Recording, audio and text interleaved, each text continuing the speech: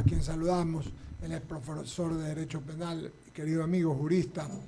Está en la capital, desde la capital de la República. O en Sevilla, hay que preguntarle si está en Sevilla o en la capital, porque así es él. Él es sevillano. Arranque usted, por favor, ya que quiere preguntarle a Sevilla, tenga la bondad de abogado Cepeda con Ramiro. ¿Cómo le va, tocayo? ¿Qué tal? Buenos días.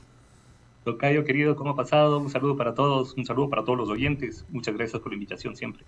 Oiga, tocayo, la semana pasada aquí estuvo un querido exalumno y gran constitucionalista, Carlos de Tomaso.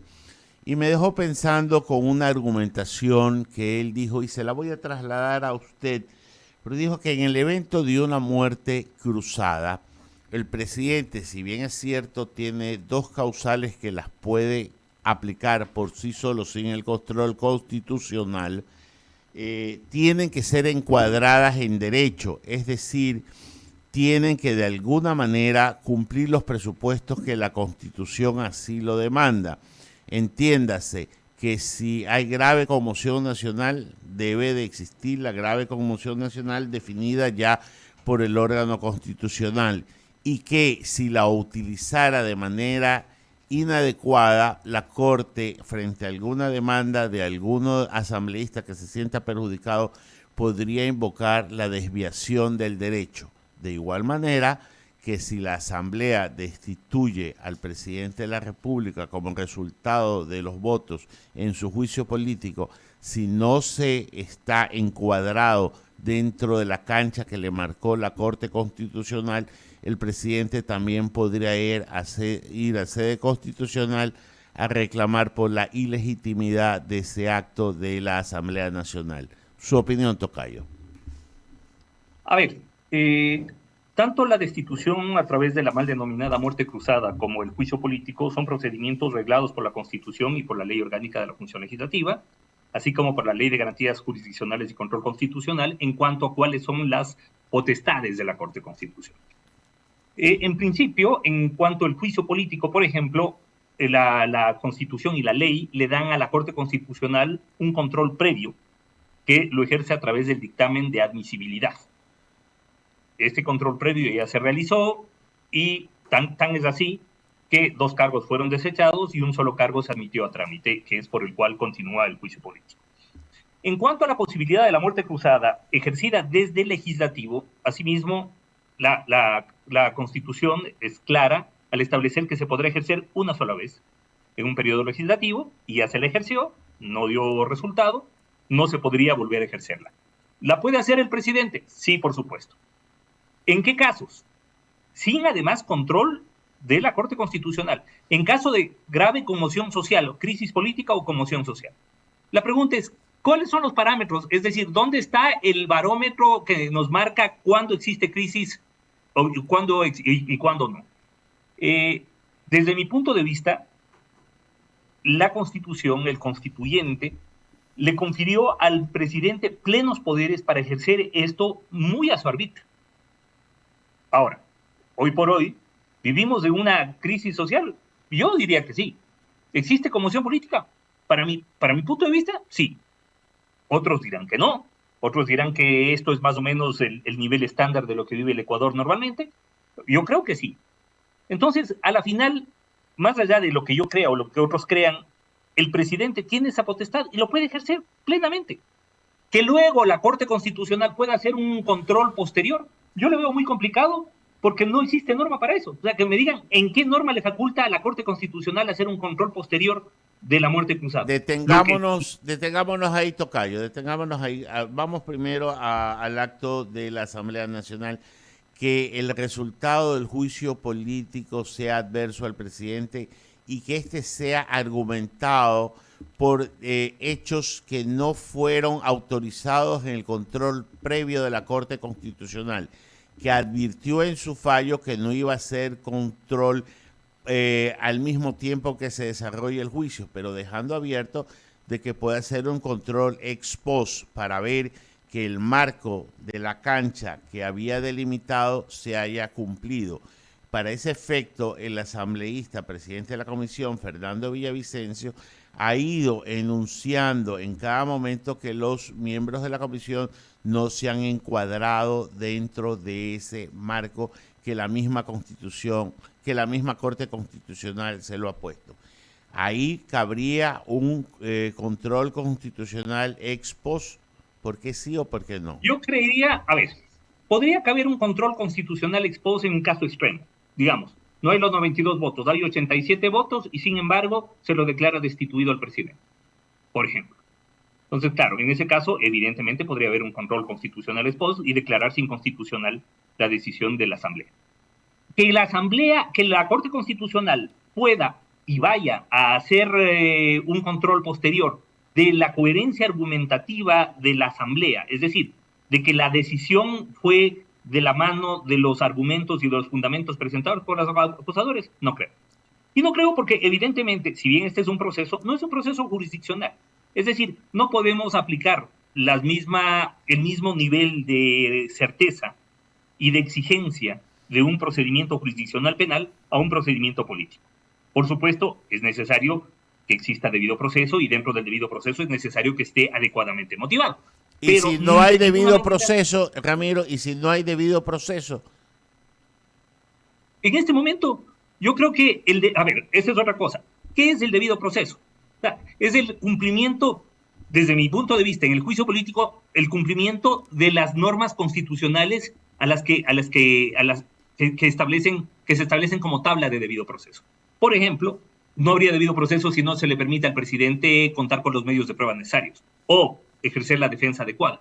Hasta ahora yo veo que ha existido un manejo, sí, con todas las pugnas internas que obviamente hay, porque además este juicio político pues evidencia la absoluta incapacidad tanto del un sector como del otro de llegar a mínimos consensos de racionalidad en el manejo del juicio político. Es decir, por un lado tenemos gente que dice se va porque se va y si no lo votamos en el juicio político entonces lo votaremos en las calles y porque me da la gana. Y por otro lado se queda porque se queda y no va a cambiar nada. Entonces yo creo que son dos posiciones extremas que nos dejan a la ciudadanía como la carne del sándwich, ¿no? O sea, viendo una clase política delirante con además, lo que ustedes decían hace un momento, un nivel de debate legislativo paupérrimo y bueno, eso es lo que hay, eso es lo que tenemos y eso es lo que hemos elegido. Pero volviendo al tema del juicio político, yo creo que no podemos aplicar los niveles de certeza ni los niveles de exigencia de cumplimiento de garantías de debido proceso que en un proceso jurisdiccional.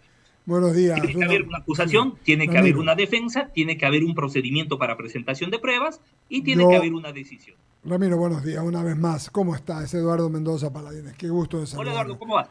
Una cosa nada más, que sí. El propio dictamen de admisibilidad, la Corte Constitucional hace un aparte y deja en claro que la decisión política no es jurisdiccional y que la decisión política puede estar además atravesada transversalmente por temas ideológicos, por temas subjetivos y por temas de acuerdos políticos. Y eso lo dice la propia Corte Constitucional, así que no creo que la Corte Constitucional pueda llegar después, si es que es desfavorable al presidente, a decir, ¿saben qué? De las pruebas presentadas no guardan relación con la decisión tomada. Eso no creo que lo vaya, ni que lo pueda hacer, ni que la Corte Constitucional se preste para eso. Estamos de acuerdo. A ver, Ramiro, esto lo he preguntado y lo voy a seguir preguntando porque es didáctico, porque la gente no lo tiene claro. Ya sabemos que el gobierno y el presidente, todos lo sabemos, van por una muerte cruzada, van por el juicio. Pero también hay la manifiesta intención del gobierno diciendo que hoy tienen los votos, pero que si hubiere la posibilidad de que no los tenga, iría por la muerte cruzada. Y le repito, mi querido Ramiro, y usted es un jurista, lo he preguntado a varios juristas y tienen la mayor parte mucho criterio positivo en lo que le voy a decir, pero hay unos que dicen que no. ¿Puede el presidente, pasando esto, después de que termina su intervención y antes de que se haga la votación, llamar a la muerte cruzada y la Corte lanzar el decreto y terminarlo allí? No estamos hablando de lo que viene después. ¿Puede el presidente y tiene algún efecto? ¿Puede el presidente después del juicio político? No. No. Antes de la votación, después de que él hable. Mientras sea presidente, el presidente es presidente hasta que Está no se clarísimo, muera, Dani. hasta que no renuncie o hasta que no sea destituido. Ok, Entonces, mientras sea presidente, él puede lanzar la muerte cruzada. está clarísimo y seguimos en la misma línea. Yo creo igual, Ramiro, creo que estamos, eso está claro. Ahora viene la segunda pregunta. Y ya también para el jurista, pero también para el hombre inteligente y el analista y el político. Se están jugando una cantidad de cosas. Por ejemplo, entiendo que si bien se van a elegir autoridades, nuevas autoridades, el tema como posibilidad de negociación, el tema de las comisiones legislativas, etcétera, se va a dejar para después. El gobierno está utilizando también argumentos para los mismos. Es decir, los que están hoy seguramente no van a estar mañana si no se arman de mayoría. Y ya esto no es político ni jurídico.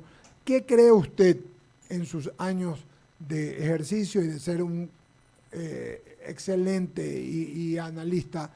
¿Qué cree usted que es lo que va a pasar? Estamos hablando de suposiciones, sencillamente de eso, mi querido Ramiro. A ver, mira, yo creo que así como van las cosas, se le están poniendo mucho más fácil al presidente. Yo creo que ni siquiera va a tener que llegar a la muerte cruzada. Me parece que, claro, obviamente, siempre va a ser más fácil conseguir los votos para destituir a un presidente cuando hay una acusación coherente, cuando hay pruebas contundentes y cuando hay una racionalidad en el debate. Nada de esto aparece hasta hoy. Yo, de lo que he visto, y todo lo he seguido por medios de comunicación y redes sociales, hay una acusación muy pobre, muy endeble, que en principio partió de un supuesto equivocado. Tenemos los votos, por lo tanto podemos acusarle de lo que nos dé la gana, porque igual a la final esto se resuelve en una votación.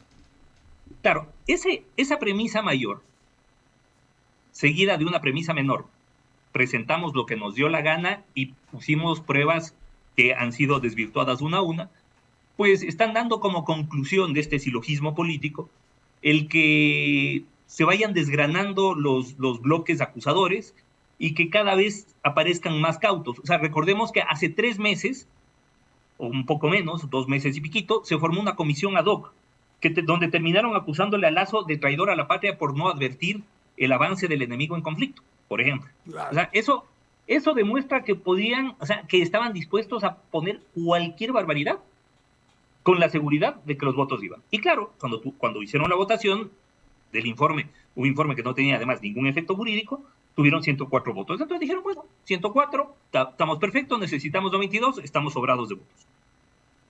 Claro, les cayó una paliza brutal de parte de la ciudadanía, de parte de los medios, de parte de las redes sociales, en donde se les dijo de analfabetos para abajo, y por supuesto, pues se dieron cuenta de algo que no habían advertido, y es que el juicio político no se juega con 92 votos, se juega con 17 millones de respaldos. Es decir, un juicio político tiene que legitimarse ante la ciudadanía.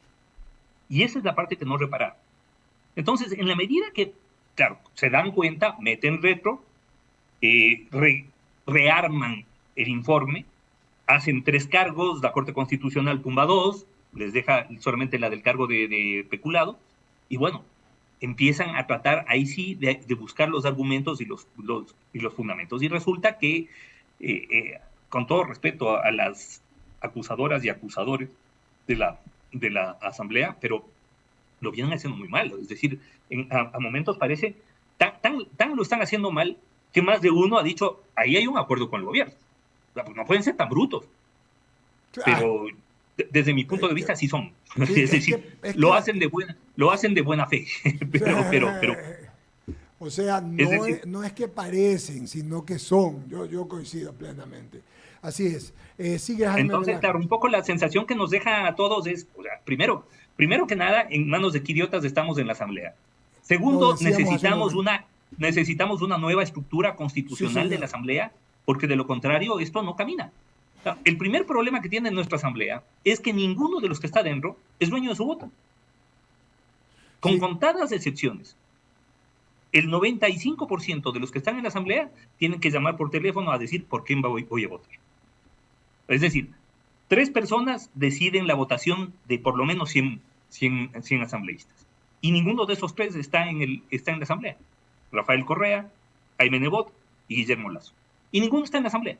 Entonces, Claro, ¿qué es lo que tenemos? Lo que tenemos es alzamanos precarios que digamos, con poco acierto, pues parlamentan lo poco que pueden y que todos los días nos dan vergüenza.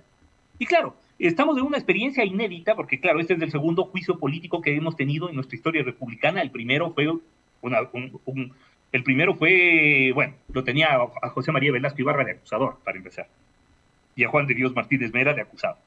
Es decir, en un Congreso que no tenía la cobertura que tiene hoy esta asamblea mediática, ¿no? Por mediática y redes sociales, pero sin embargo terminó legitimando de tal manera al acusador que luego fue presidente. Sí, señor. O sea, en este caso,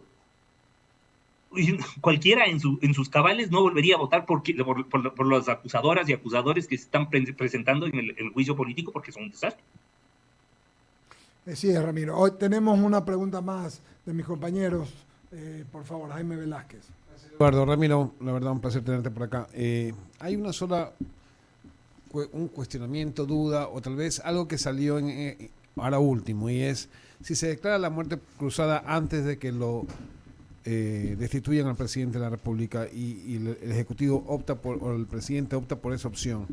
¿Qué posibilidades existiría de que los asambleístas, porque se oponen justamente, dicen que no cabe, etcétera, etcétera, pretendan poner una acción de protección? Porque eso se analizó el día viernes y quería saber tu criterio, porque la verdad es que me parece ya fuera de foco todo el tema, pero de todas maneras lo pongo en la mesa, ¿no? Es decir, ¿podrían los asambleístas tratar de poner una acción de protección si es que se da la muerte cruzada y no destituirse o irse a su casa?